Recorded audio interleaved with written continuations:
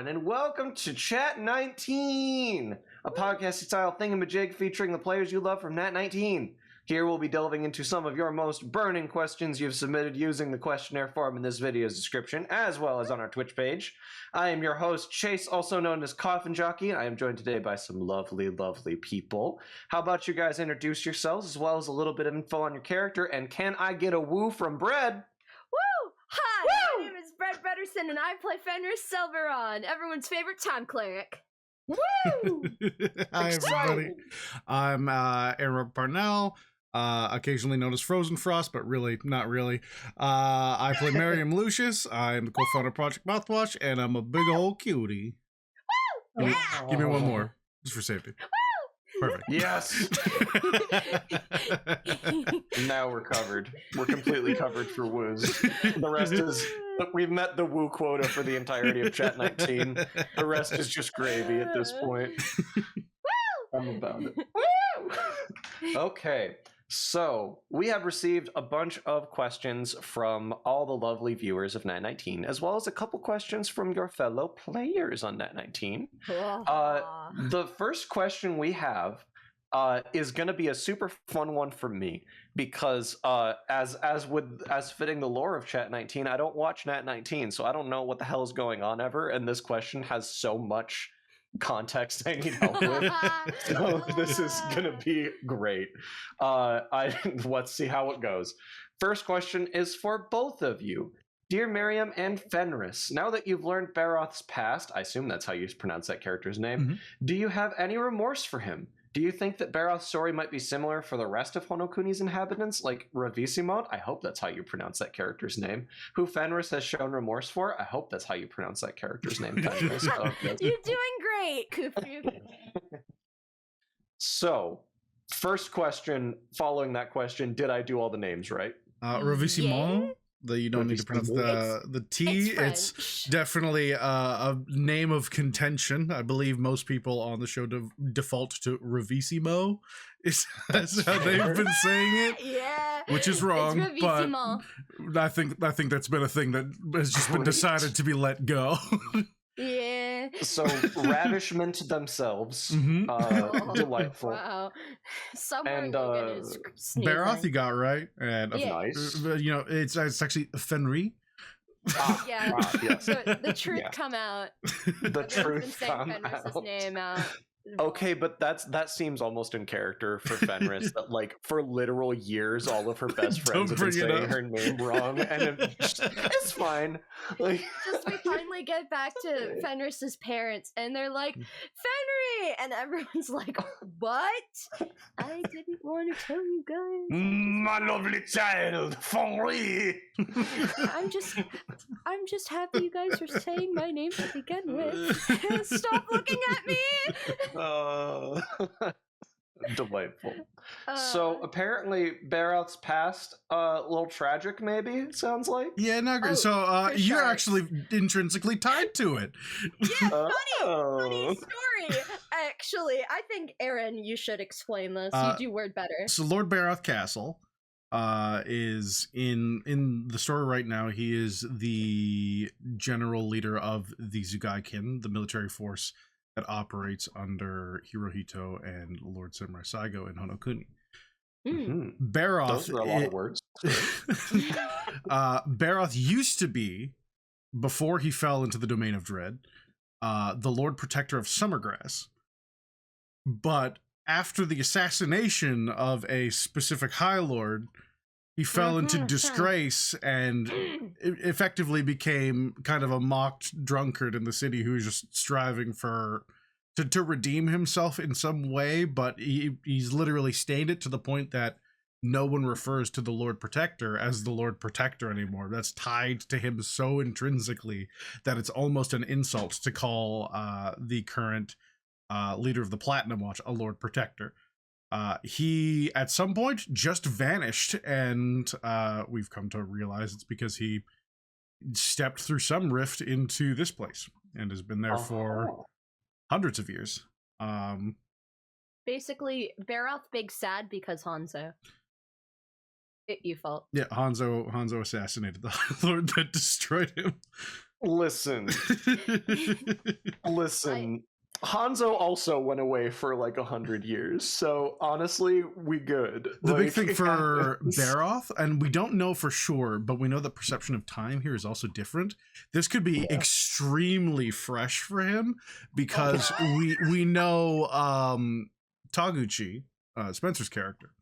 Mhm. He's been missing for the last time Fenris saw him was like 100 years ago, and he's been gone for like he was like 150 years, and he's been gone for like 100. And as far as he was concerned, it's been a week. Like, and so there's some degree of people are not being pulled from necessarily just space, but space and time.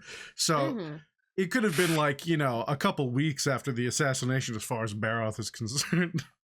Yeah. That is a terrifying implication if it's not being pulled from space and time just moves differently in here, and y'all have been here for a while. Yeah, that's been discussed.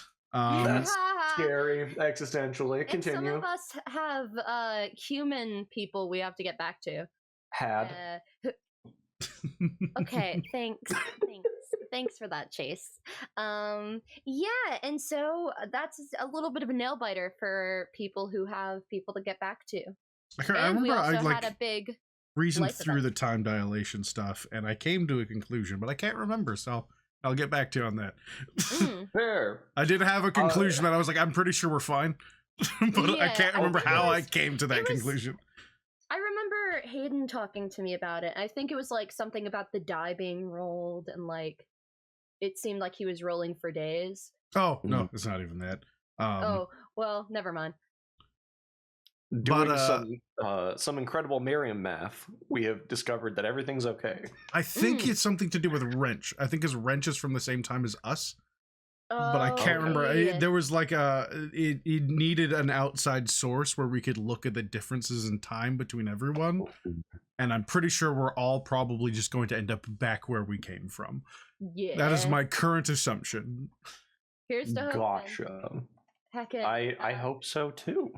Which would be very funny if we came back the instant we left and just Vogan standing on the side of the water like, oh, you guys all right? We're like, no, we're all so much stronger now. And he's like, oh, hey, you guys caught up. Sick. Anyways, to stay on question, I do feel remorse for Baroth, personally. Miriam's a mixed bag. He could take it or leave it, but he gets it. He can empathize. Dude didn't even necessarily fucked up. He was just up against Hanzo, who he's seen fight. And he's like, yeah. Literally, there was a brief period, to digress a bit, where I was tempted to offer the opportunity to take his revenge on Hanzo with the general confidence that Hanzo would murder him. And we're like, because if he would help us get out, if revenge motivated him, Mary was like, oh, well, we can get out of here, and then Hanzo can turn him into mulch, and we can move on with our lives. Hanzo casts transmute Baroth to Swiss cheese, and the situation's over. Yeah, I mean, he's not like a pushover, but Hanzo's scary. Yeah. I mean, you know, see how it goes. Who could say? I feel much more remorse for him than I do Ravissimo. Yeah, I was gonna ask how things were going with Ravissimo, who Fenris has shown remorse for, but that actually segues super easily into another very specific follow-up question, which was submitted. Dear sweet fan of mine, bum bum bum. I don't know how to pronounce those. Those seem like musical notes. What was it about Ravissimo that had rattled you, that you connected with about her situation? It seemed like a lot of what motivated Ravissimo was the situation between the druidic races and the human races, the more normal races, I guess. And with how long elves live, and especially if you're a fucking lich, if Ravissimo had just waited around and persevered, which obviously the trials and tribulations are brutal, but the world outside of Hanakuni has changed so much. While there are trials and tribulations still, Fenris feels as if Ravissimo could have seen a positive side of things, but she was too far gone by the time that. Once you're a lich, you're kind of in a bad spot. Yeah. Yeah. You gotta eat souls to live at that point. Yeah. So the remorse that Fenris feels is it's kind of a when you meet someone that could have potentially had a better situation, but they're too far gone. And it's just a pity knowing the world that Fenris came from to encounter someone who clearly took a darker path than she perhaps took. Mm-hmm. That's fair. Also, the tune is "Sweet Fan of Mine." Bum, bum, bum, bum. Thank you. I appreciate you. A resident bard, everybody. Gravy. Oh, delightful. Next question I have is for Miriam. Dear Miriam. In the Halloween special, we saw a Dreadlord version of yourself among various other versions of your friends. Oh. If Miriam had the chance to grasp that level of power, even for the perceived consequences, would he take it? A big thing. So that's a hard question to answer. The soft answer is probably no. If he knows exactly what it entails to be a Dreadlord, no. He would never do that. That's tying shackles to himself, and Miriam's absolutely about freedom as much as he possibly can be. But because I don't think he would be able to grasp exactly what that meant, I mean, there is a timeline, absolutely, where Miriam would go to really bad places. He's pissed off an archfiend and a vampire, at least strong enough that, like, they're considered a threat even to someone like the Faineant. Yeah. Aww. Yeah. They are both very, very dangerous people, and as far as he's concerned, if they are alive, or if he can't solve this business with Fierna, he will spend either the rest of his life hiding until he eventually is slaughtered one day, or he will have to kill them. And that's it. Yeah. There's kind of an immutable situation. A clock I've pointed to several times, and it's the day that Satsumaru chooses to focus off of Miriam, because they're kind of fixated to a degree. They keep scrying on him every single time. And I've always had the amulet of proof against detection and location, which I've recently loaned out, because what you gonna do, pop into a plane of dread? Sweet, that solves my problem. Fair.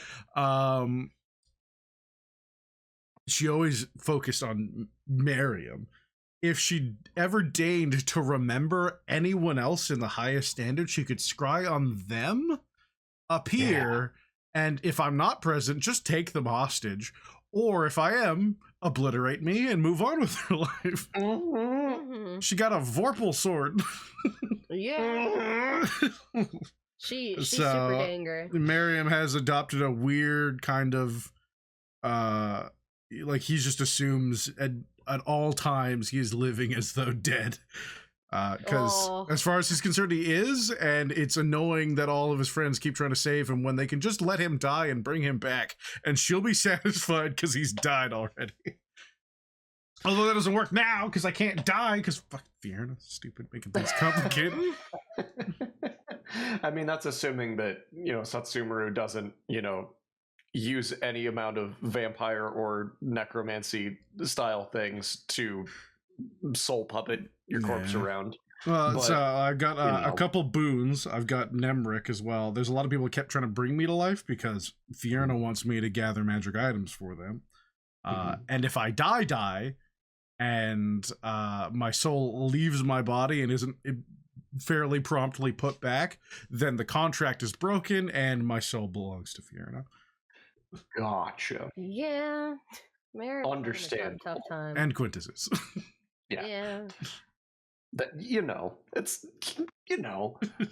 same old. At least with the Vorpal sword and the laws of this land, Logan can't roll anything higher than a Nat19. So the instant beheading will never happen because of the laws of this land that are totally real. And I didn't just make up. What a time. Next question I have is for both of yous. Dear Fen and Minnick, are you excited about completing all the party's Constellaquary sets, or has Honokuni changed your mind about looking for more? Is Miriam still looking to find that matching primal gemstone to complete his set?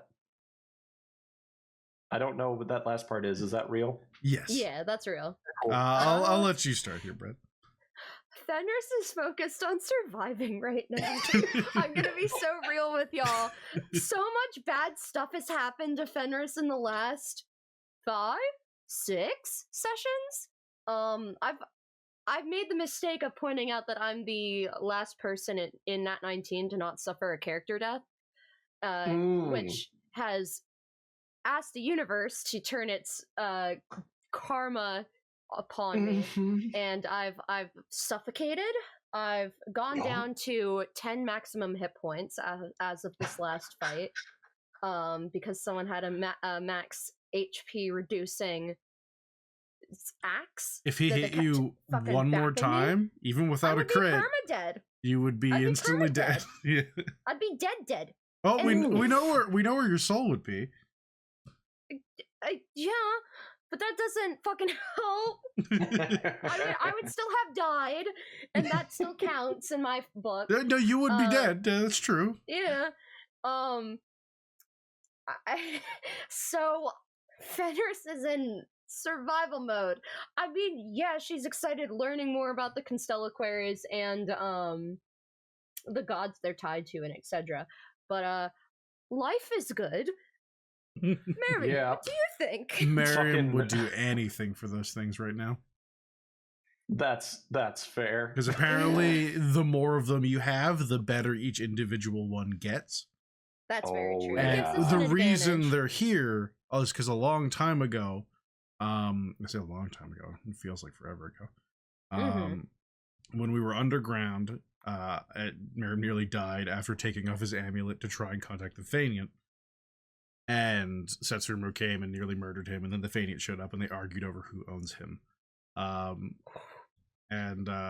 He asked the Faniant, basically, he's like, I need to get strong enough to murk this lady because she's going to kill me. And so if you want me to do this opening locks thing that you built me for, then we need to do that. And he's like, cool, I'll make it happen. And then when we were walking near an area that's very close to the Shadowfell, it just dragged us in. And that is almost certainly due to his influence. I believe that. And the matching, I believe it's, the barrel knife is here, which is the matching weapon to the armor set that I currently have. And so Miriam wants to get that here because it's going to help. And then if you get the primal gemstone, he'll have all 3, which would be as good as the set can get. And that gives us more of a chance. Oh, he will take anything he can get. And I mean, he's also willing to give it all away because he'd rather just die and, not have Quintus's soul involved in the transaction if possible. But fair. If he could have not come here and instead had his soul rend just by the flames of Phlegethos, that would have been a more ideal outcome for him. But that's not the case. Upsetting. Understandable. So Honokuni has kind of triggered Maslow's hierarchy of needs in Fenris, and Miriam's on a mad dash for the most magical of items possible. I mean, if that, Again, there's a world where Miriam become a dreadlord because it's like, would it make me strong enough to kill some of these motherfuckers? Honestly, fair. Yeah, I get that. Next question I have, speaking of how Honokuni has affected y'all, dear Bread, did you have any expectations of Fenris's character during this Honokuni arc? And if you did, is there anything that you want to share? I've really worked hard to get rid of expectations, just for the sake of everything being raw and in the moment and all of that good stuff happening organically. But I will speak on what has happened. I think that this place in particular has been extremely hard on her.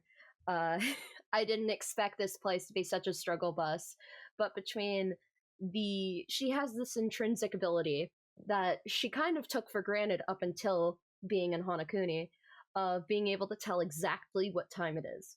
And that was like a point of control for her.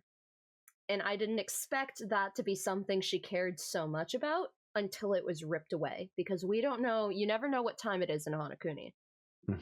Another thing is that she likes to cook, and she likes to, feed her friends and, experience food. We can't taste anything in Hanakuni either, so that's another one of my character's main points of comfort ripped away from her.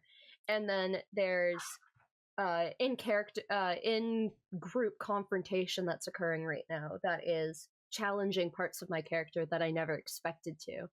And so I think it's just really gnarly. It's really cool. Heck yeah. That is very interesting that so much of this specific setting really got you. Really got her. Hanakuni, man. Yeah. Winners can't do anything. Follow-up question based on one of your comments. Dear Fen, with there being no taste in Hanakuni, any ideas for recipes based entirely on texture or mouthfeel or something? Oh my god, I think I've described, granola, or, she's kind of just desperately trying to find something pleasing about cooking now. Yeah. Like granola would just taste like sand. Yeah, but it would have crunch, you know what I mean? Or, something that is chewy, or something that... Okay, you just gotta focus entirely on temperature and mouthfeel. Yeah, that's what I was thinking. That's all you got left.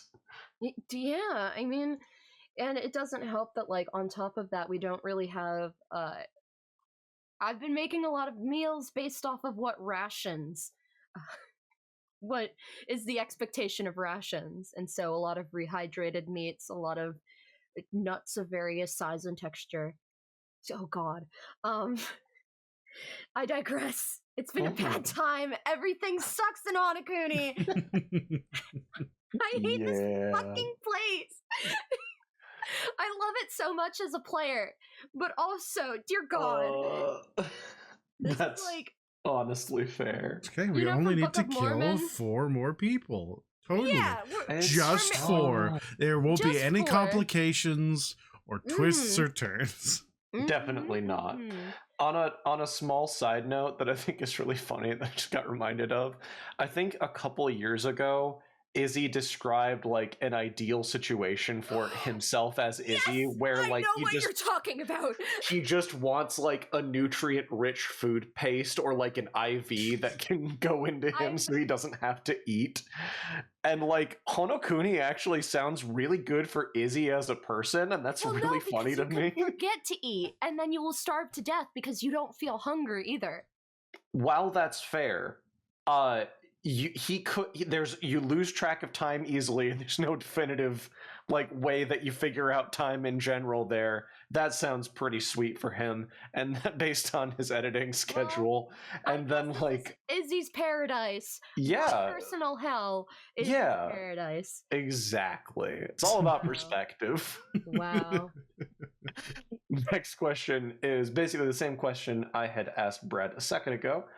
Dear Aaron, did you have any expectations of Miriam's character during this Hanakuni arc? And if you did, is there anything you want to share about it? I don't have any expectations. I have, as a player exercise, tried, even as a dungeon master, but especially as a player, I've tried to throw that out as far as I possibly can with everything. I've said it a million times because I fucking love it about Miriam, but I rolled 90% of what he is as a character, and I have one thing that I wrote out that I'm here's a thing I would like to put in it. It's just an open-ended, I don't know what happened, but here is some stuff, Logan. And it's come up twice in 107 episodes. It is such a small part of him. So I've discovered a lot about Miriam as we went. I thought that it could get a lot darker early on after Aviana beat the shit out of him. I thought that was just gonna go a whole hell away, but that seemed to pull back a bit, and they have all, at least for the time being, have a tentative reassertion of the previous status quo. But he's a being of id, and so he is jumping wildly between self-loathing, depression, and a general bloodlust for the table to get this over with so he can get the things he needs, and his manic mask-wearing tower shenanigans where he's just trying to have a good time. That's totally fair. On a, like, okay, side note thing, I don't know if anybody's tried to do this or if it's even remotely possible in Honokuni. Can you get drunk? I believe they produce alcohol. Yeah, I think you can. Like, you couldn't taste it, but like you could in theory. To be fair, a lot of people probably would prefer that. Yeah, that's super fair. It also depends on where you are, but I'm pretty sure they have specific, like, the thing they initiated us into the ritual was like a sake that was made of blood, mixed with the blood of the previous hunted. Gotcha. Okay. Blood drink. So you could make the world's most intoxicating moonshine in Honokuni. Stuff that I'm blind, yeah. Yeah. I wonder if you'd still have the same physiological reaction when, like, alcohol hits your taste buds and your body's like, yeah, you get a little shimmy shakes. Yeah. Fenris ditches cooking altogether and becomes a brewery. There you go. Yeah. Perfect. Makes the you feel ultimate something. strategy. Bottoms up, boys. All right, guys, I put walnuts in this, and it's hot as fuck temperature-wise, and it will get you wasted. Let's go. It's alcohol stew. Bone apple tea. It's funny. Awful.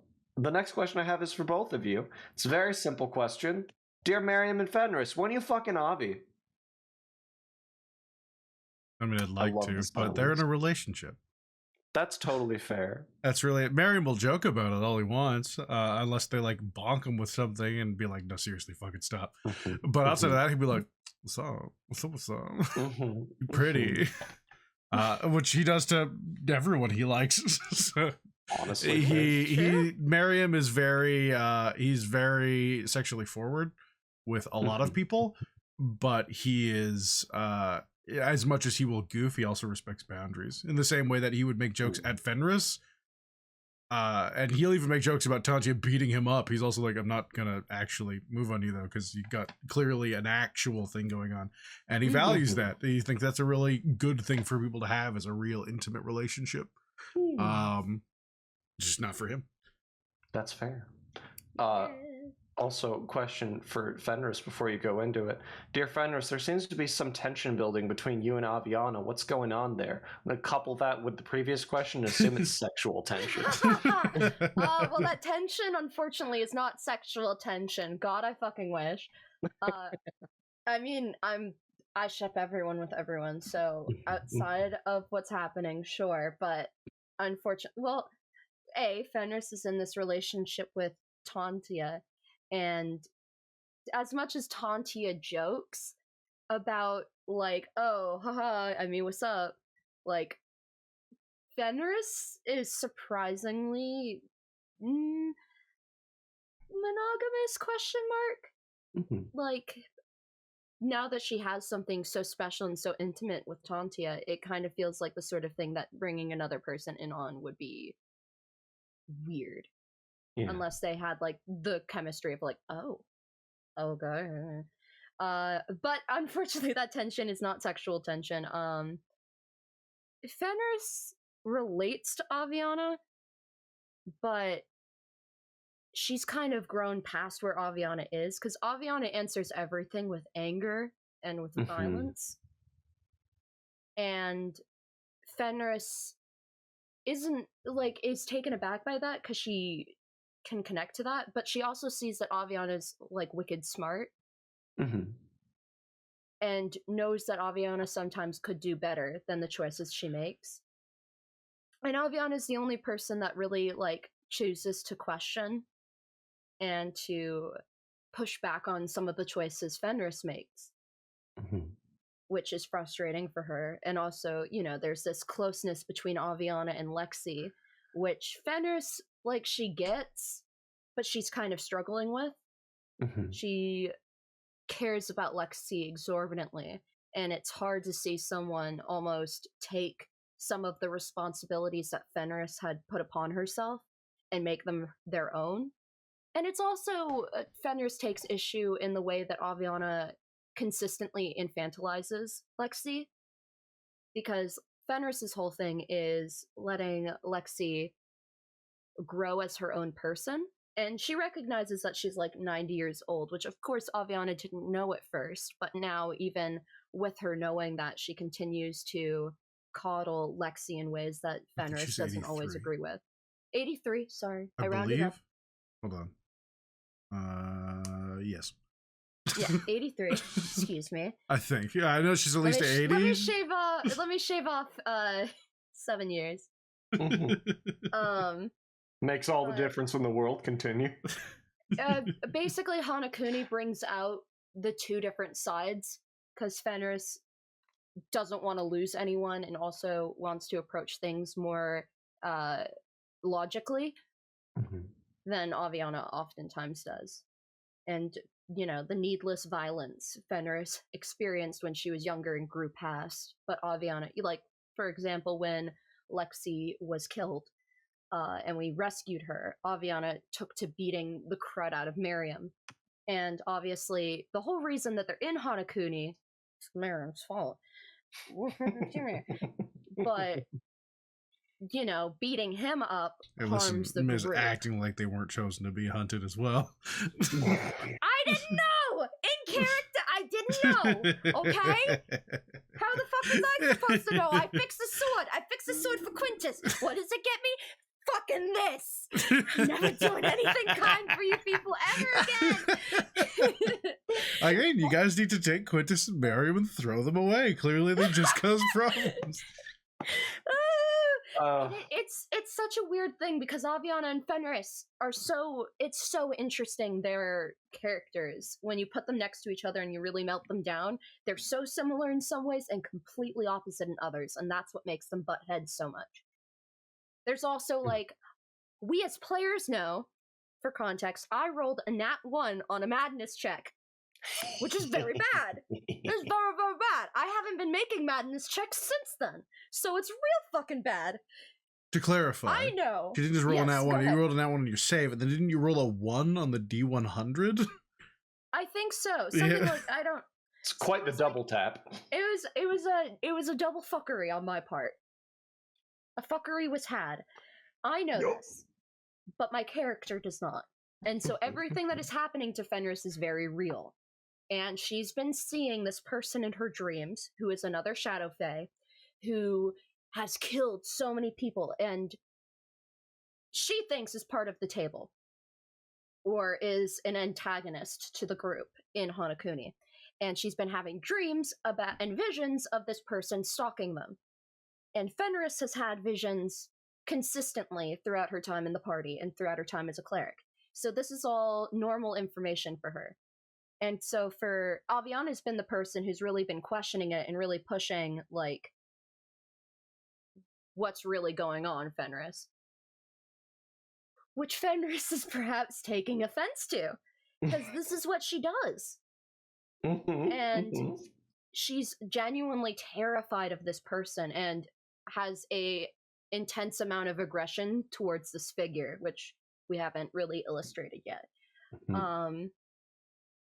And then Aviana's putting in question Fenris's character in a way. And there's this desperate, because Fenris desperately wants everyone to be careful and to listen to her. And so if someone just dismisses it or tries to imply she's crazy, that could lead to the party's death or downfall. Fair. But yeah. There's a lot going on with Fenris. That's fair. Two things. One, I love how the Faignant basically was like, all right, I gotta power this dude up. What if I take the hyperbolic time chamber and just like just shove it full of trauma, just as much trauma as possible. Yeah, Turn it the Beast of Ezra dragged us into the realm through the water inside the cauldron. This massive Cthulhu monster that guards the fog that surrounds the country. And then it took Legion away, so at least something good came of it. Yeah, he's Got probably that going, which is nice. He's probably then dead. And then Legion Cthulhu monster, where Legion's just been absorbed into it.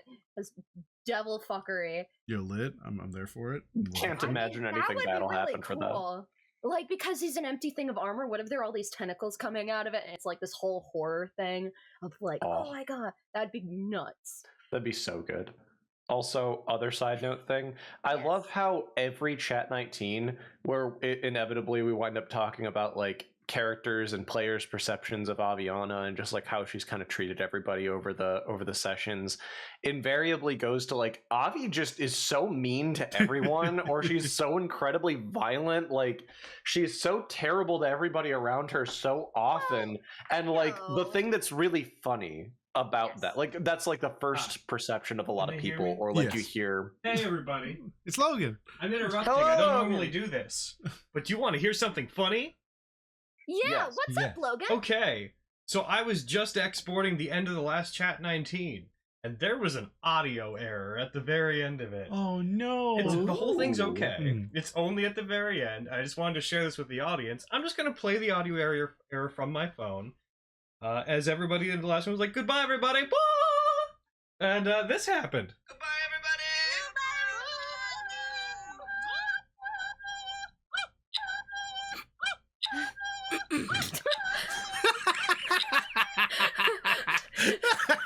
Oh my god. All right, that's all. Goodbye. that's incredible. Just when I thought we had enough woos for Chat19, we got so many more. Here's goodbye Hell cry yeah. became a woo. Anyway, the funny part of it is like I remember meeting Aviana as Hanzo, and we are just like, "Hey, what's up?" And that was it.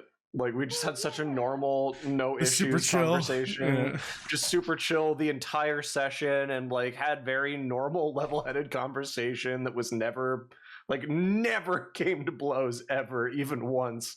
And I love that that's such an outlier among everybody's Avi is experiences. viciously frustrated like 90% of the time by the highest standard, either by them foisting different forms of affection upon them, which they're like, no, uncomfy, leave me alone, or by just irritating them. And I mean, it's kind of funny because Fenris and Aviana, as much as there's like a little weirdness because Avi had dated Tantia and Fenris was going to date is dating Tantia now. Fenris and Aviana actually have grown rather close up until the Hanakuni arc. Up until you went bonkers. I Yup. don't know that. Oh, for God. Next question. Dear Fenris, given how Hanokuni drives everyone crazy, do you think it's possible that vision of the assassin is a dark version of yourself or something crazy? That's me and Hayden's theory, is that it's Fenris. But I don't know. Man, it could be anything. It's Fenris, but with an eye patch. Ah! I don't know. It's because it's Logan, and Logan has such a brilliant mind, and so it could be like anything. But it could be your fucking mom. It could be, or it could turn out to be your long lost sister, which is another theory that the chat submitted. There are a couple of Shadarkai assassin theories that the chat wanted to talk about. Hell yeah! Let's get into it. Fenris doesn't remember having a sister, but if she did, I think she would be both horrified and a little delighted, but very horrified and very sad, because the fact that they are hunting us means that they probably want to kill us, not sit around and talk about Fenris's parents like Fenris wants to. So there's a little bit of a conflict of interest there. You know. I mean, but here's the thing. Even if they were a sibling, Fenris has this found family of the highest standard. And if it came down to it, she would choose the highest standard. It's weird that That's they never fair. attacked us any of those times. They had us all asleep. Shut up. Red. I'm also fully aware we could leave Hanakuni, and Logan's like, as you're leaving, Fenris, it occurs to you. It was never real. Like, I'm so prepared for it, because he's even said that to me. He's like, it could literally be nothing.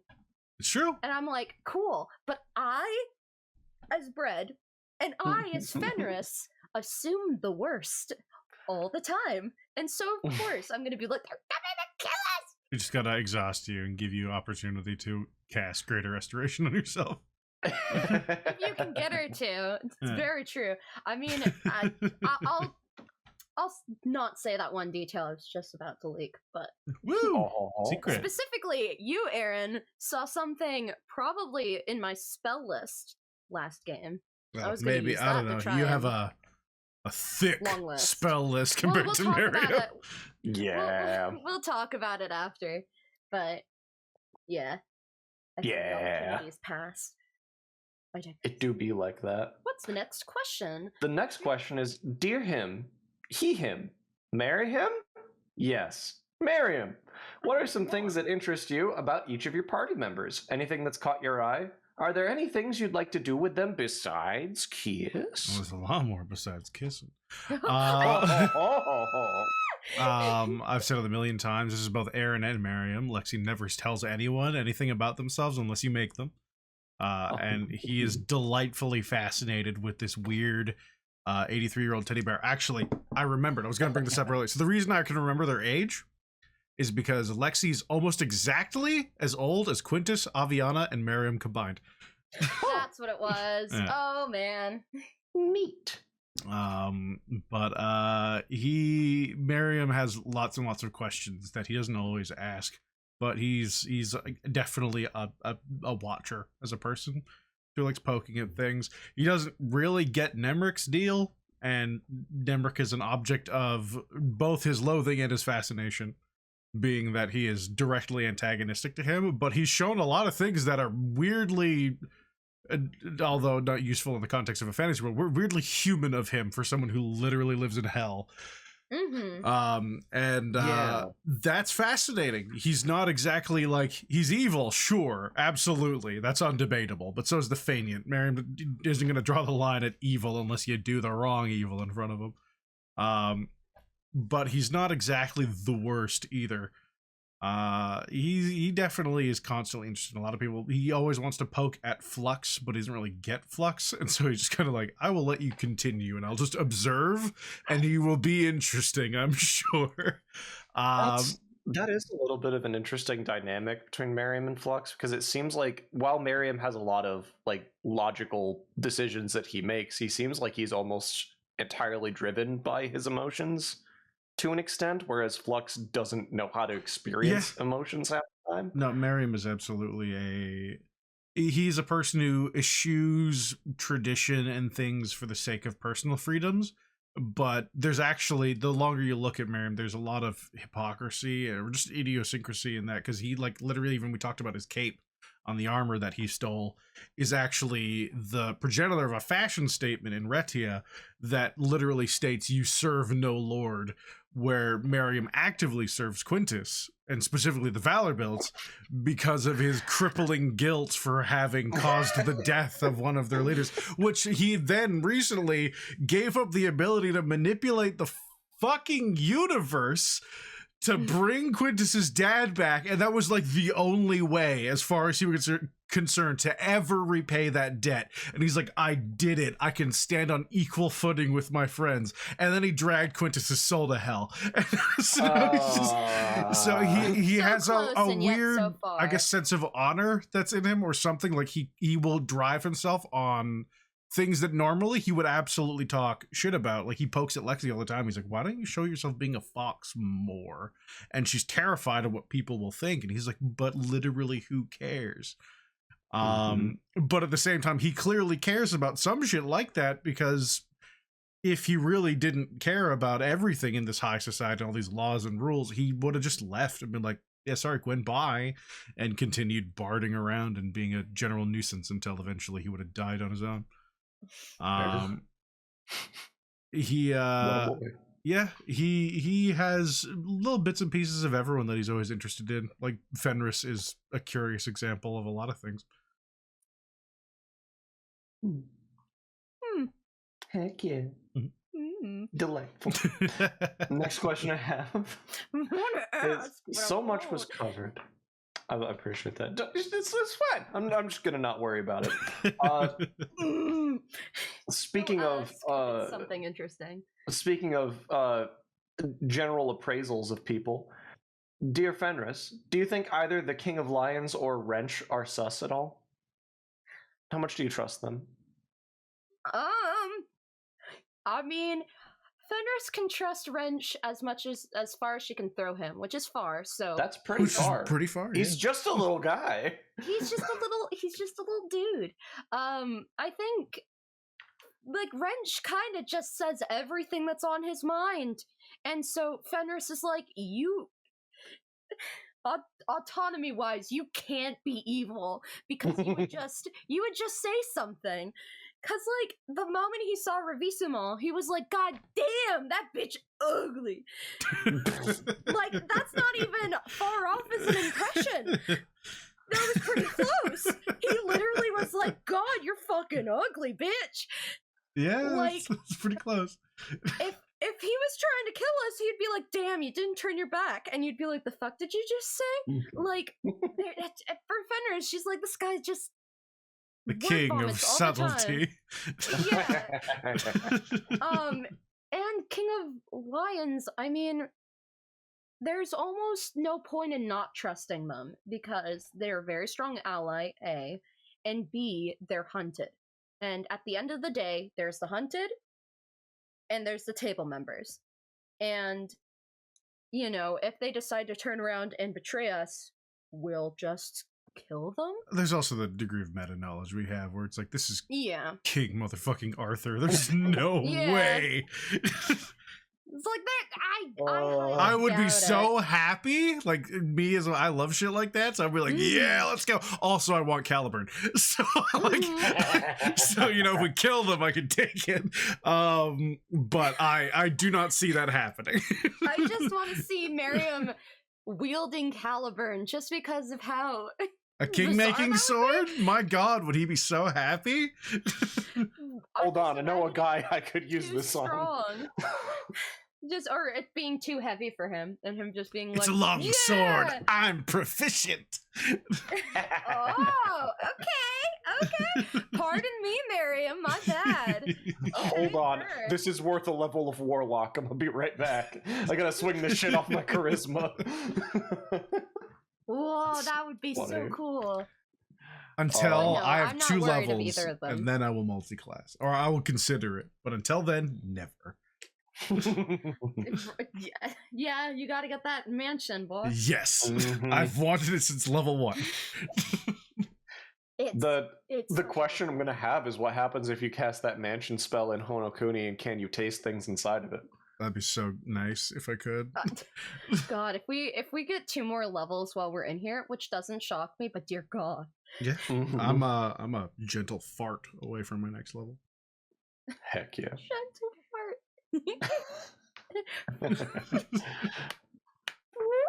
I'm powerful. Delightful. Next few questions I have are like general comparison questions, I suppose. Dear Miriam and Fenris, Lord Jerky or the mighty Winchester? Jerky. That was fast. Yeah.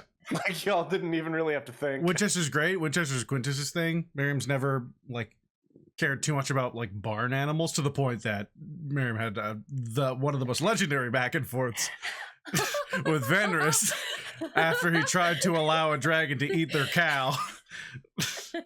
Whose name is Almond, by the way. Yeah. That's important.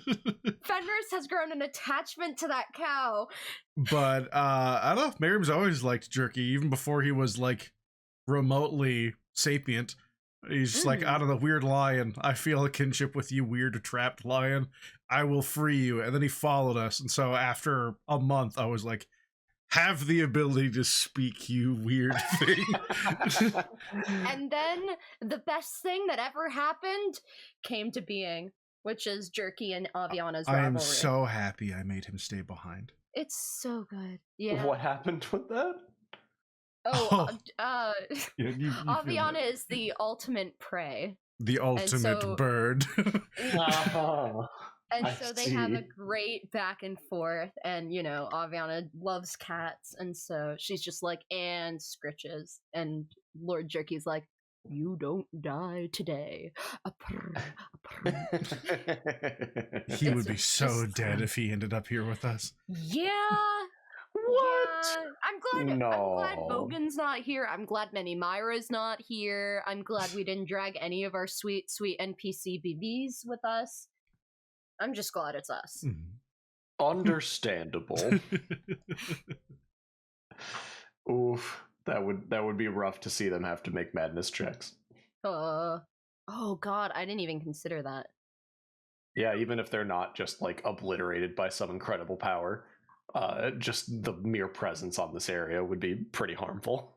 When we encountered tribulation for the first time, the only time, our horses were incinerated. And I get it that Winchester's beefier than your usual horse, but yeah, no, we've already talked about a couple times. He's moving to retirement land pretty quick. Yeah, he's gonna need either some levels in classes or to stay home from now on. Oh, what a time. Next question I have is, dear the two of yous guys, if Tag fought Vogan, who'd win? Tag. That depends. We know Vogan is canonically gross. Vogan is canonically gross. He's also roughly the same level. The big deciding factor here is Vogan's rolls. If Vogan does his first 2 rounds and he is rolling optimally, because the problem, this is me as the DM here being like, PvP combat in D&D, it's not designed for it because the amount of pain we can dish out. We're supposed to kill pit fiends, not each other, and so you can really put the hurt on. So if Vogan was like, he's like, oh, we're fighting pitched battle, flat grass, nobody else interfering, he could probably 1 or 2 round Taguchi. But if he fucks his rolls and he uses all his focus points and he can't continue Novaing, then Tag will just out-sustain him. He'll lose every time after that. That's kind of the crux of Sword Saints. They either win instantly or they're kind of a worse fighter. And a worse fighter will lose to a paladin any day. Yeah, that's the only reason that I was like immediately Tag. It's also that Tag has spells and like in the sense of like, and lay on hands if he ever so feels to. Okay, his sustain is nuts. All his spells are usually you're fighting me or protecting other people. Yeah. But he's got smites, but so Vogan has heckin' Dragon Surge and Lightning Slashes and all the crazy stuff Vogan's got. Yeah, it's just a matter of if he can chip Tag down. Yeah, my money would be I mean, I'll give the legal answer of it. It depends. That's fair. Honestly, totally fair. I love Tag. Sorry, I'm biased. Yeah, Tag's one of them good boys. You betray the bald Brederson. Bald! Oh, yeah. Yeah, I do. What a time. I betray bald for Dad. Dad. Father!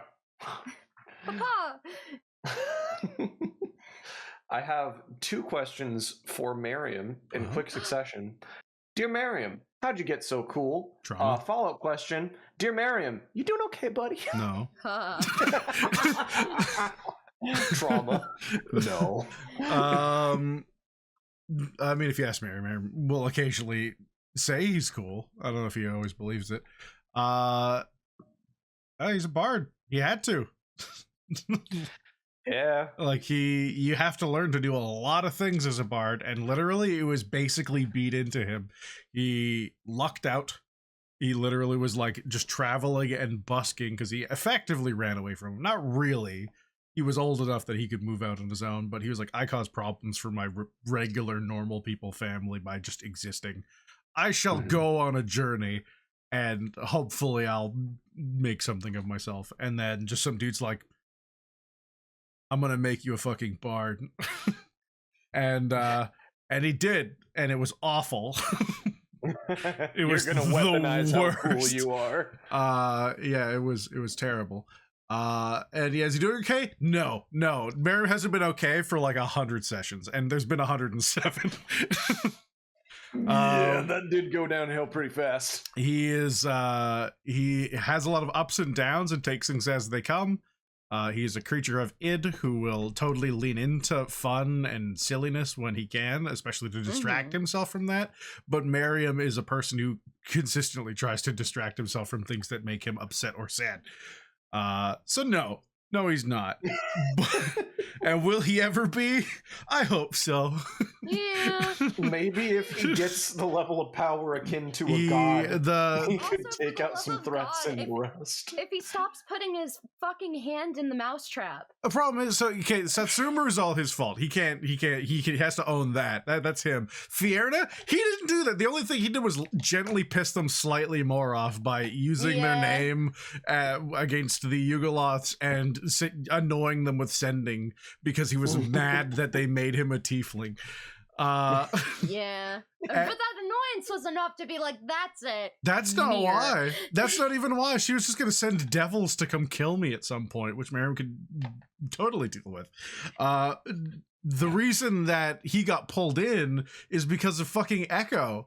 It's because he let that motherfucker take over, and that, like, signature in the universe had a spell attached to it that as soon as he appeared, the gate spell that dragged him to hell would happen. Like Logan mentioned as like a little fun fact, that nearly happened inside the house before we fought Tenebros. The first time I touched the Primal Gemstone and we made that save and Avi tore it out of my hands, I was about to lose to the Echo, and he would have just been like, hello, hi, I exist now. Why am I going to hell? Goodbye.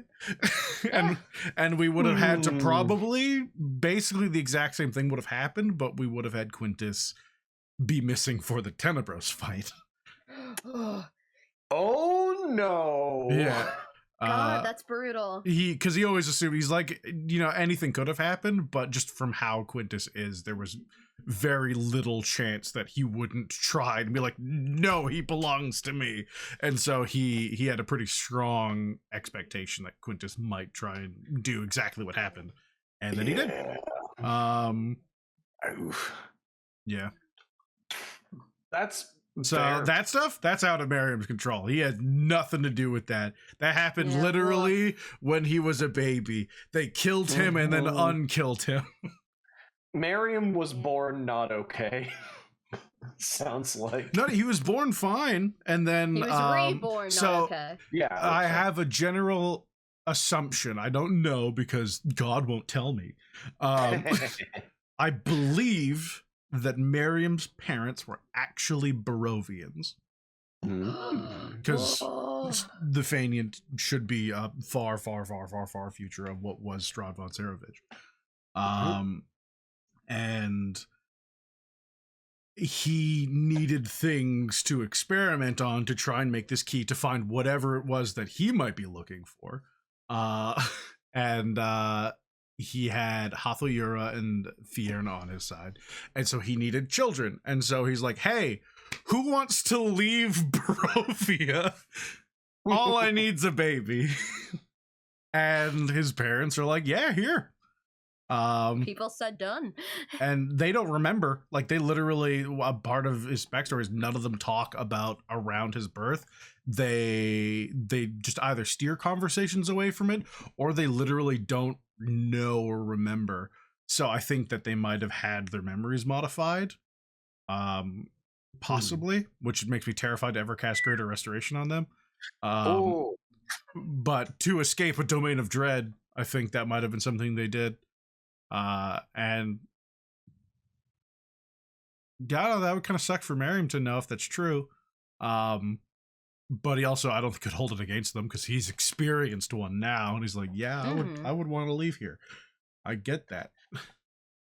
Yeah, I mean, fair. That's yeah.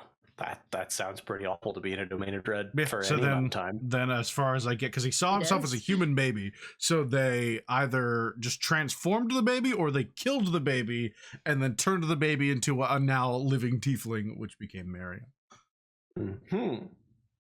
Interesting. Yep. Terrifying either way.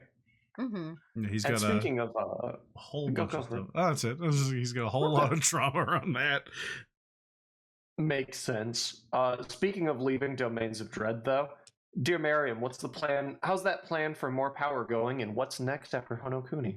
I mean, if he could swing it, he would like to immediately fucking invoke fear and I'd be like, here, take this, goodbye, give me my Quintus. He doesn't care about Diane's thing. If he has to abandon that, he will do it. And he can worry about the Crystal Queen later.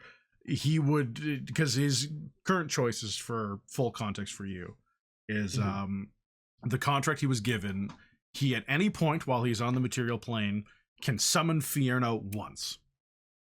He can forcefully bring her there, and then she decides, not him, she decides if she can make any request for any item that the party has, not even just him, anyone, and if he cannot produce it, then the contract is void, and then they go to option B. Or she could just choose option B.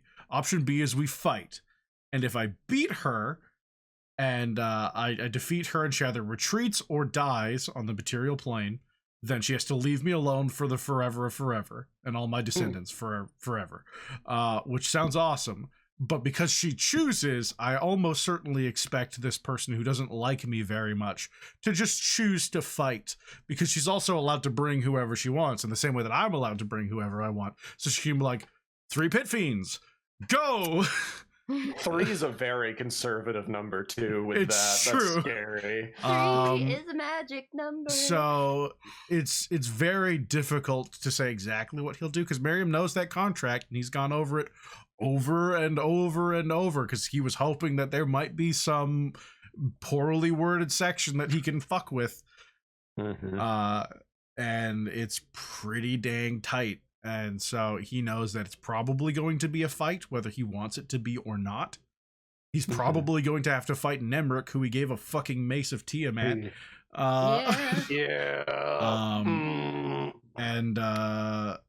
And he's just kind of come to terms with it. So he might pursue this Diane thing, because they have this fucking sword of Damocles over here, whatever the fuck that is. If we could get that working... That thing was built to kill gods. So, if we could get them there, and I'm like, Flux, please kill this kind of god.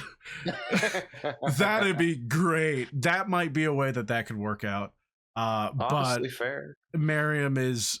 He openly said it. His plan is generally making up things as he goes along. So not really a plan, but it kind of has been working out.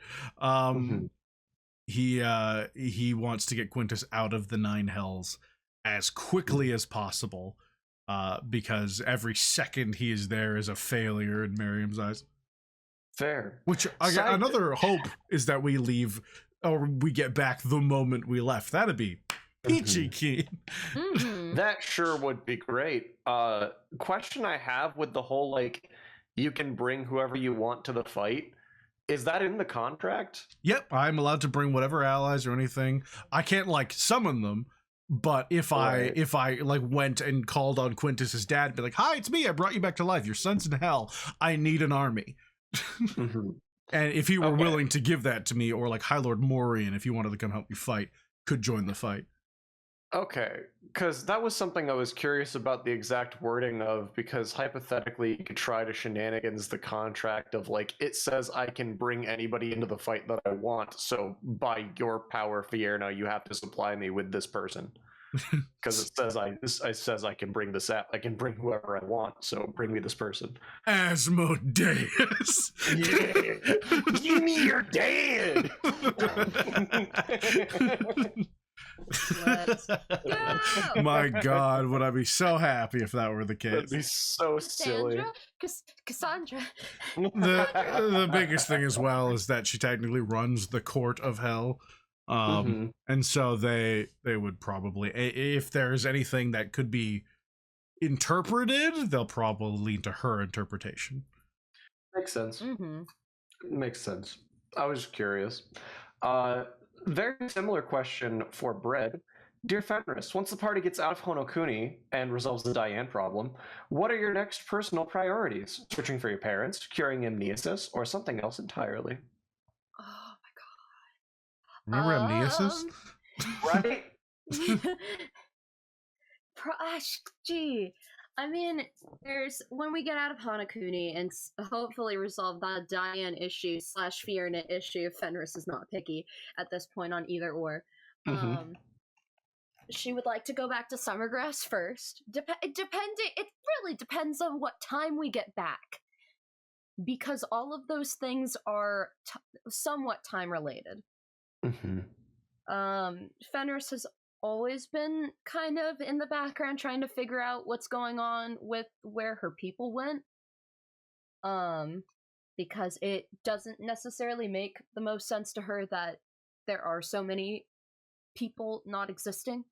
Basically, that she's very rare. Because she knew that her family, her parents were going to meet another group. From what she gathered.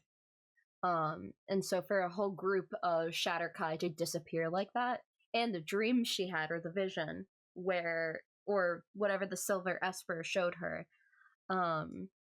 something is feeding off of them, and that something will become a problem at some point. So Fenris is like, that's something I need to do. And then she promised Kyverium and her church that she would cure amnesis. So curing amnesis, especially now, is something that she can look into and has the resources to really dig into. But if we come back to a different time period, she's going to want to go to Summergrass and, check out what's going on there. Yeah. And then go from there. I mean, makes sense. It sounds like a lot of so many things I have to do.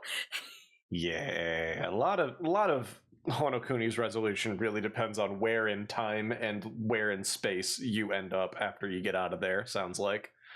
So that's fair. I get that. A lot of the things Fenris set out to do are also big chunk things. It's like Vogan's pilgrimage. I think those are things we're going to have to long-term chip away at versus like focus on too much now. Yeah, that makes sense. Speaking of things that maybe should be dealt with, and I don't know how accurate this is, it just seemed interesting. Dear Kitty, this is probably going to seem irrelevant considering the circumstances, but demon shard in your brain. Any thoughts about that, or is the demon shard in the part of your brain where the thoughts are? Anything you're going to do with that anytime soon, or is that just going to be chilling there for a while? It's just not even in my brain. It's in my fucking soul, as far as I understand. But where is the soul stored except the brain? Right? I mean, that's a whole discussion. Oh. So that's Miriam's calling him Echo, since he just looks like a shadowed Miriam, as far as I remember.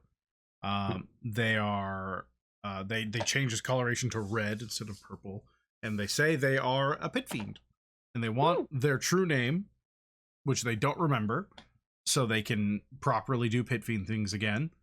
And they promised to super help with dealing with this Fiona business, because they're the reason Fiona wanted to cook Miriam. They don't really care about Miriam, they care about whoever this is. He was tasked with gathering these items. Most of it, I think all, but I will say most because maybe others survived. Of the other people experimented on by the heckin' dark trio are dead. And they assumed the same thing was true of Miriam. They thought he was either dead or useless, either or. And he's not dead. And he works, he can open those vaults. So they really want him to fulfill his job, which he hasn't been doing as far as Fiona is concerned. So he was set to be cooked. Miriam wants to get him up and running if he could. Like, that's why he asked Nemric recently. He's like, do you know how or where you would start in looking for a devil's true name? because that's super closely guarded stuff. And currently, the only people who might know are Fierna, who will not tell me, maybe the Faniant, maybe, or Hatha who is not answering my calls. So he might start with the Faniant, but he's also kind of not the most reliable because the motherfucker can't remember shit. Yeah. He's like a vampire with Alzheimer's. Like he's got no idea what's going on. So he would like to get that up and running because a pit fiend on his side would be, even for just that fight, awesome. And he's not exactly aligned with the Hells. So as long as he can be dealt with, he's like, no, sweet, yeah, no, you got a job here. We can find use for you. Heck yeah. Yeah, I mean, yeah, that seems like something to try to do. But it sounds like you're also trying to summon Fierna near immediately. So we'll see how that shakes out. Yeah, well, if he could. Again, the problem is that he's also pragmatic. If he thinks it'll get him killed, he won't do it. That's fair. I have 3 questions left. One is a bit of a segue into what you just mentioned, being pragmatic. Dear Miriam, you've been acting more reckless recently, like teleporting up to fight Jakku, or tuning to the Black Book. Are you taking more risks on yourself out of a sense of guilt for dragging the entire party to Kono Kuni, or is it the inevitable result of having lost Quintus? Perhaps something else, etc.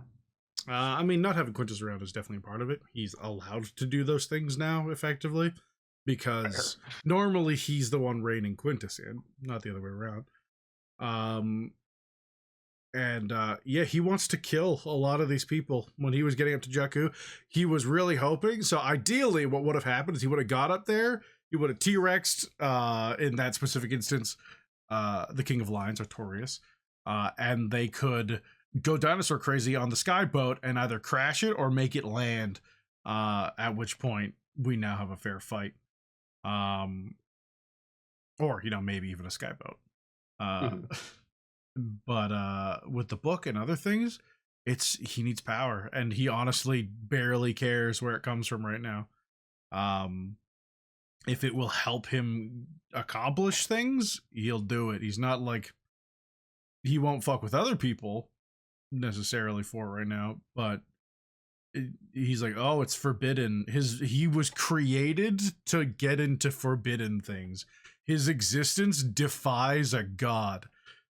Yeah. So yeah, he's gonna touch it. He's also, and I chalk a bit of this up to the nature of his birth, but it was definitely inherent in him since the beginning, is he always wants to touch things that aren't supposed to be touched. Like, he wants the reason he's a lore bard and not the same college as his teachers, because he's like, music and stuff, cool, I know how to do that. No, I want to know the secrets of the universe. I want to learn more about these fucking grand primaries and the things that came before, and forbidden knowledge. He thinks the fact that magic is banned after a certain point is bullshit. Like, he's super about experiencing the world of magic. Wish was the greatest thing that ever happened to him, and one of the greatest tragedies in life that I don't think he's still fully processed. It like shattered him a bit inside to be able to literally, for a moment, understand the universe, and now he couldn't remember what that felt like if he tried. Ooh. Ooh, that's fair. Freaking brutal. Yeah. That's something our characters agree on, the magic thing. And so yeah, there's a lot of that definitely pushing its way forward, and I think part of that is due to the nature of his birth. But yeah, he is in a descent, and if you hand him like a cursed weapon, but it's like, here's the cursed weapon that does the hurt but also kills things real good, if he thinks he can use it, he'd use it. Fair. I get that. That's so he's, desperate times kind of situation, sounds like. Desperate times. And yeah, again, it's also a weird kind of combat high where it's like, I don't know, I guess like there's a nihilism of like, he's looking at everything. He's like, I'm fucked, man. So let's if I have to go out, let's go out on a high note. Weird cursed book that's tied to the secrets of this land. Yeah, let's touch it. The fact that big name mofos who are probably people we're gonna have to fight to the death later have a note on the top of like, nobody should use this. None who are evil should have it, and none who are good could use it. And he's like, well, I'm neither of those. I'm fucking Miriam. Mine.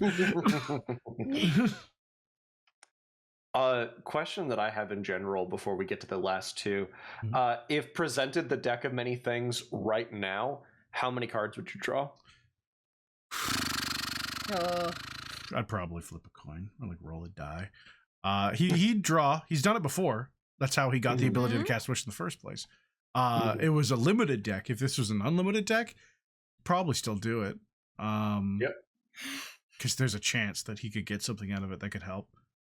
Yeah, I think knowing full well the possible consequences, a couple. God. Like 2 to 3. Yeah. Makes sense. He wouldn't go crazy. No He's not more. insane. But he... More deck. No more deck of many things. Yeah.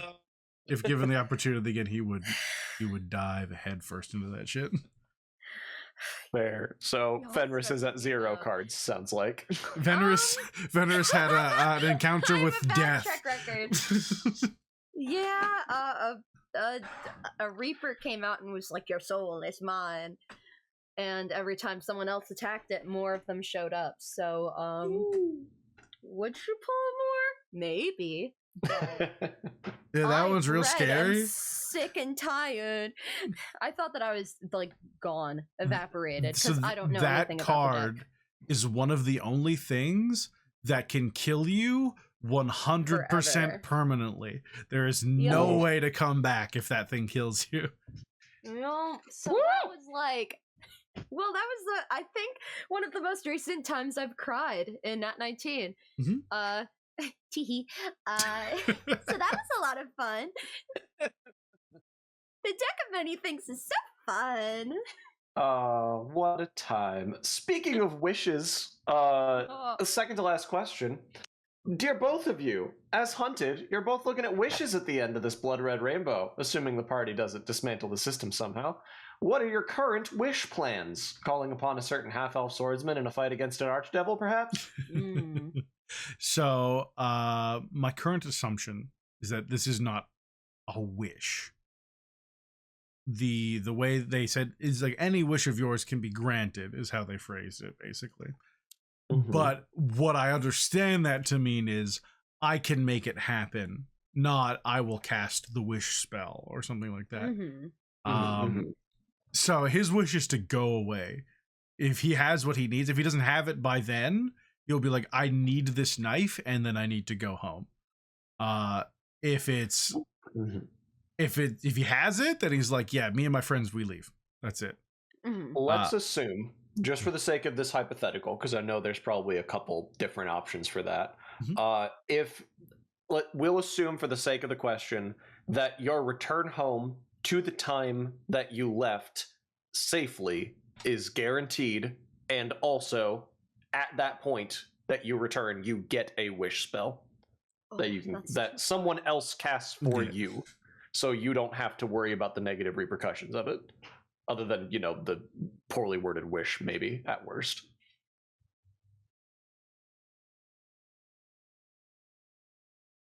So if that was the situation where your return home is already guaranteed and not part of the wish you have to make, assuming a then wish, you get a wish. What would I use that for? I mean, I'm trying to think like weapons or things that'd be useful, people around. But again, it depends on how quickly that the timeline looks at the time. He'd be looking at things that could kill fiends real good. Like, I mean, could you, in theory, wish to be out of the contract with Fierna? I don't believe so. I think there's a literal part of the contract of any attempt at subverting the contract or like trying to wish for Quintus to be out of hell. That would be me breaking the contract. So you could wish for Fierna to want to end the contract amicably. And then that'd be sure. Fiona changing her mind. That's totally fine. That would go swimmingly with not a single hitch. Exactly. You should take notes from Mhm. Chase, Aaron. I have such good ideas that could not possibly backfire. There's no way that could go wrong.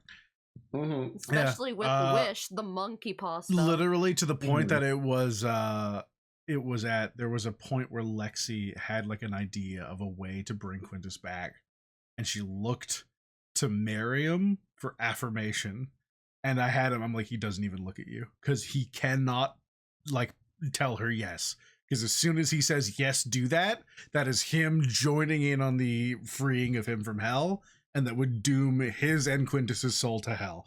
And so he's like, no, you make your own choice. I can't help you here. I literally would kill everyone if that happened. Yeah, that's fair. He is very, very terrified about the word of the letter of this contract. So yeah, he'd want like weapons or something, or creatures of significant power. If he knew of such artifacts, he'd want something like the heckin' like book of heroic. What is it? The book of heroic deeds. Oh yeah. Oh, That's fun. The book of names. If he could get the book of names, that would be it. He'd be like, all right, let's see. Let's get my Pit Fiend's true name. Let's see if we can find Fiona's true name real quick. Nothing wrong with that. And then he would desperately attempt to hide that shit. Yeah. But yeah, that would be it. It would be the book of names. Understandable. Or a book of names. I think there's like 3 or 4. Understandable. Fenris, you got a wish?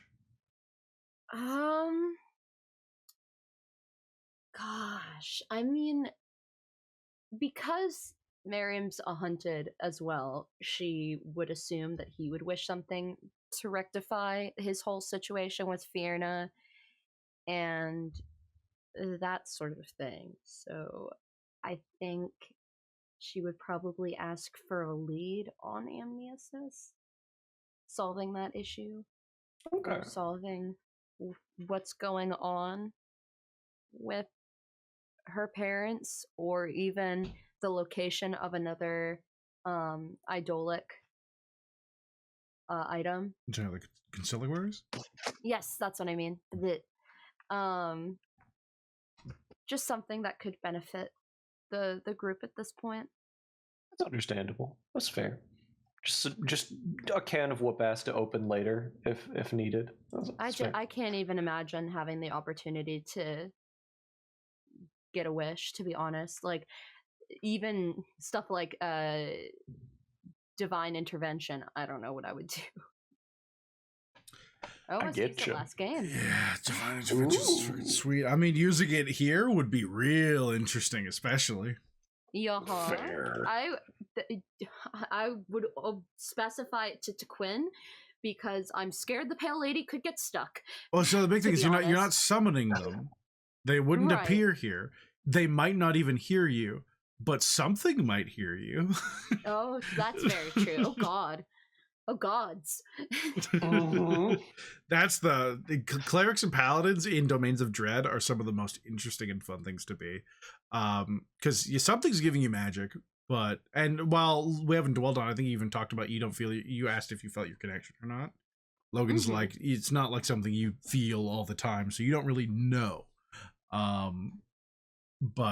Yeah, who knows if it's them or not. Which makes the visions even more complicated for Fen, because she can't even tell if those are visions from Quinn or not. Yeah. I mean, you cast Divine Intervention and suddenly a Shadar-kai assassin comes out to help you fight. That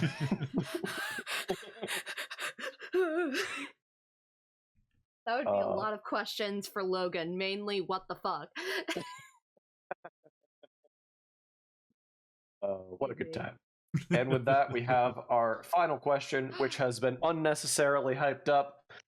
Dear Miriam, have you scheduled the inevitable rap battle between you and your new best friend Enchig yet? Oh, I think that's their name. Yeah, it's next week. totally real thing. That's definitely gonna happen. Yes, and Enchig is awesome. Next week, the past. That's for whenever this is uploaded. No, it's next Or- week from the time that you are watching this Yep. right now. Yeah. Even if we're Mhm. out of Hanakuni. Yep. It's happening. And if you're not Or sure, what if you think you is- missed it, watch it again. It'll be next week. Yep. Who or what is Enchig? He is the current leader of the Stars of Ilium, a rebel group within Honokuni that are standing against Lord Samurai and Hirohito as an attempt to be a force of light and good versus especially the Zugaiken, who are the kind of the mundane terror of the world for the regular people. They don't really deal with the table outside of interacting with them if they must. But as far as I've seen, it appears the table kind of just hang out waiting for a cycle to happen. And outside of that, it's like Baroth and the Zugaiken with Sagittarius that are just like arbitrarily fucking with people. He's also Hey. my new half-orc boyfriend. Me, Brett, not Fenris. That's I understandable. love him. He's also bald! Oh, the bald prophecy rears itself again. Delightful. Bald! Yeah. No, he's great. He also has really sick bearded axes that I, Aw. Aaron, Yeah. want. I don't know why. I watch too many restoration videos or something, but bearded axes are cool, and I Mhm. want one. That's completely fair. You're right to feel this way, honestly. With that, all the questions have been asked, and now it is time to play the game with the highest stakes ever conceived. Whereupon I'll ask y'all to try to find which of your fellow players on Nat19 submitted some questions. Oh, balls. We got 7 of them that were Oh, you submitted by fucking your kidding fellow me? players. Yeah, we got a good amount of them this time. Shit. I'm gonna give each of you 4 guesses, so you get Alright. 1 overlap beyond them. So let's go ahead and start off with Aaron. Go ahead and Thank try to you. guess. Rap battle. Rap battle? Yep. Yup. Damn Yes. it! Yeah. Fuck 100%. off. Yeah. Not even gonna hype that up. Yes. 100%. The problem is Dude. that now guessing who, Yes. we're all idiots, so this could be anyone. Yes. Mhm. I have my guess. Mhm. Can I steal a point? Can I move to steal? I'm gonna flip a coin. All right. Carrie. It was not Carrie. Bread as a move to steal. Who did it? Is it Spencer? It wasn't. You fail. Who was it? Well, no, I guess You can't know that yet. I reveal that later. That's later, yeah. Otherwise, it narrows the other ones down. Damn. Whoa. Ooh. All right. Internet famous Brad Brederson. Go ahead and attempt to guess which Whoa. question was submitted. I'm gonna guess one of the. Oh, whoa. Okay. Okay. Let me reread these. I can read. I know English. Yep.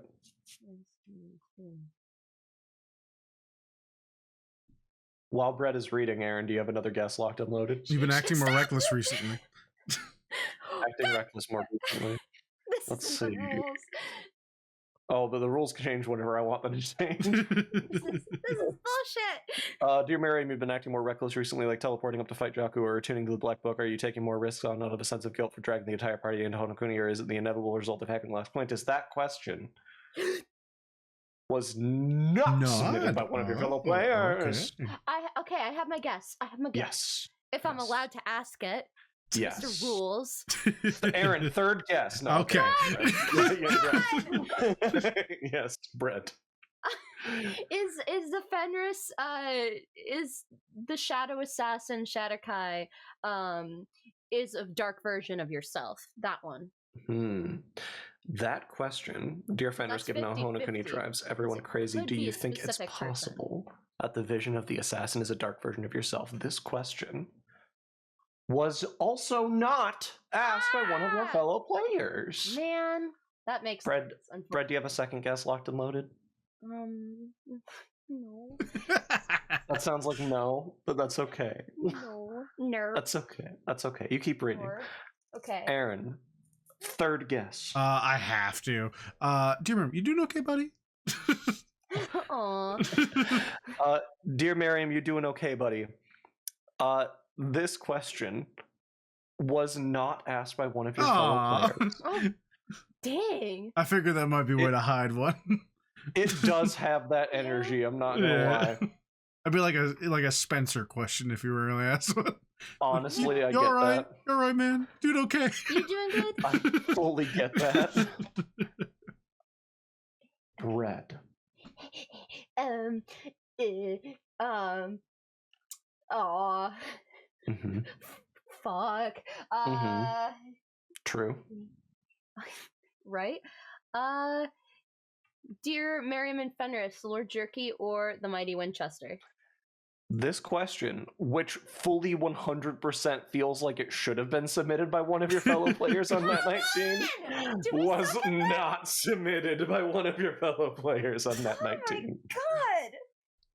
We are hitting nothing. Mm-hmm. Nuts and bolts.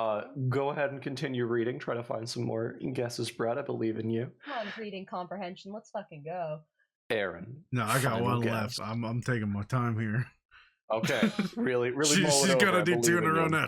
That's totally fair. Do we both The have turns one more? have tabled. No, you have two more. I have Red, one more. You have two more. Okay. Mm. Can I guess another? Yes. Okay. Hmm. The stakes are high. Oh, now I'm Highest stakes ever conceived. So many questions are So getting many away. stakes. Are they sirloin? Sometimes.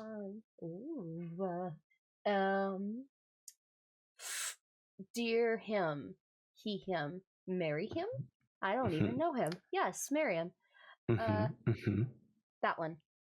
What are some things that interest you about each of your party members? Anything that's caught your eyes? Are there things you'd like to do besides kiss? Yes, This question. one. Oh, One of your very few remaining guesses was, in fact, asked by one of your fellow players on Nat19. yes! Was it You Hayden did it! Haydenson? It was Hayden! Double tap! Whoa, I'm so good at this game. You're going down, Aaron. All right. Both of you each have one guess left. I get my war paint. Yep. Go ahead and start reading. Aaron, final guess. Halloween special besides Dreadlord's version of yourself among other various other versions of your friends. If Miriam had the chance to grasp that level of power, even for the perceived consequences, would you take it? This question for your final guess was not asked by one of your fellow players we on got one for Nat19. 4. Surprise twist. Quelle surprise. Oh, Borpa Borper sent a final guess. right. This is for all of it, Bread. We're tied right now, but you could take it. You could take the fight. Yeah. You could do it. You could be the guessing our friends' questions champion. Yeah, I gotta do this for all the types of bread. For pumpernickel, for Jewish rye, for whole wheat. This is a lot of pressure. Is it? For all the grain in the silo bread. You forget I self-impose. Dear Fenris, once the party gets out of Hanakuni and resolves the Diane problem. Maybe. I'm locking in. All right. Dear Fenris, once the party gets out of Honokuni and resolves the Diane problem, what are your next personal priorities? Searching for your parents, curing amnesis, or something else entirely? Good. This question, as well as both y'all's final guess to attempt to uncover the question submitted by your fellow players, was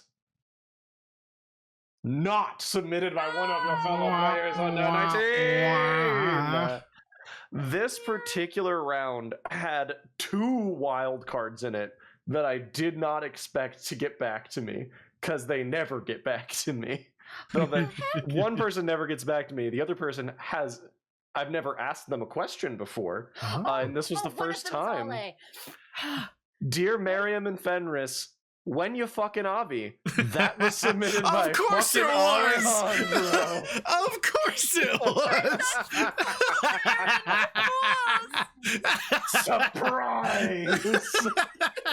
Please, mon Dieu. From there, dear Fenris, there seems to be some tension building between you and Aviana. What's going on there was Carrie. Yeah. That doesn't shock me. After that, dear Fen, with there being no taste in Honokuni, any ideas for recipes based entirely on texture or mouthfeel or Izzy? something? Was indeed Izzy. Oh, fuck. I know. He even gave us a hint by talking about the nutrient paste. Mhm. We I tried. I seeded it. I seeded the idea in your brains. It never took root. Next comes our second fucking wild card, which Aaron, you were so tantalizingly close to. Dear Miriam, how'd you get to be so cool? Was submitted by Spencer. I knew it was one of those two as a player question. So tantalizingly close. How'd you get to be so cool? That is a Spencer question. That's Mhm. true. And the final player submitted question was, dear sweet fan of mine, bum, bum, bum, was submitted by Hayden. Oh, that does seem. That's totally a hatedly, doodly, boodly. Canoodly, schmoodly, schmoigan. Caboodly. I'm never gonna financially recover from this. Fuck. Oh, what's well, the thank you both for tiebreaker, playing. Yeah. I mean, Pleasure. Bread guessed one correctly, and then also guessed the player, but Aaron guessed one correctly, but not the player. It's true. You've So I you, have no clue. absolutely- between the two of you, you have won. we totally dueled it out, and you defeated me with your deft guesses. It was me all alone. You're I so reign supreme. strong and powerful, Brad. I know. Absolutely. You don't have to tell me. I know already. Well, thank you both for playing, and thank you both for answering all these questions submitted by these wonderful, wonderful Yo, viewers. anytime. It's Let's do it exciting. again in Always a roughly 6 pleasure. months. Yeah, that'll be great. I love being with Aaron. Maybe not. We'll be back. Oh, well, this has been a wonderful, wonderful time. Thank you both so much. No, thank you. Bread, what is the best way to find you online? Is there anything you want to promote of things that you do? You can find me on YouTube at Bread Brederson. Super old song covers on there. Some of you have found them already. One's actually with Chase. Woo! On Twitter, I'm at a crummy VA, and I think that's all my social media for right now. Delightful. Aaron, where can people find you? Hello, I do all the Nat19 Project Mouthwash things. What with that being basically my job. I also live stream on twitch.tv/FrozenFrost on Tuesdays and Fridays. You can find me on Twitter at the Parnell. Yeah. And that's it. That's what I do. Woo! And I'm Chase. You can find me doing Chat19 things, as you already found me doing. I also do things with the Schmuck Squad. Go check out our Bridge series over there. And also, if you like D&D stuff, which I assume you do, go check out D over on the Something Witty Twitch. It's a good time. I Mhm. believe in y'all. That's Something Witty Gaming Twitch. Yeah. Go do that. Heck yeah. Thank you guys that have submitted the questions. Thank you guys so much. There is a form below this video and also on our Twitch page that you can submit questions to. This upcoming episode is going to be with Logan and Hayden. Woo! Going to be a real good time. We're going to be trying to record that one on June 6th, so get all your questions in by then. It's going to be real good. It's going to be real fun. Thank y'all so much. I appreciate you all for watching, especially if you got this far in the video. Thank you. Yeah. And we will see you guys next time on Chat19. Bye. Appreciate it.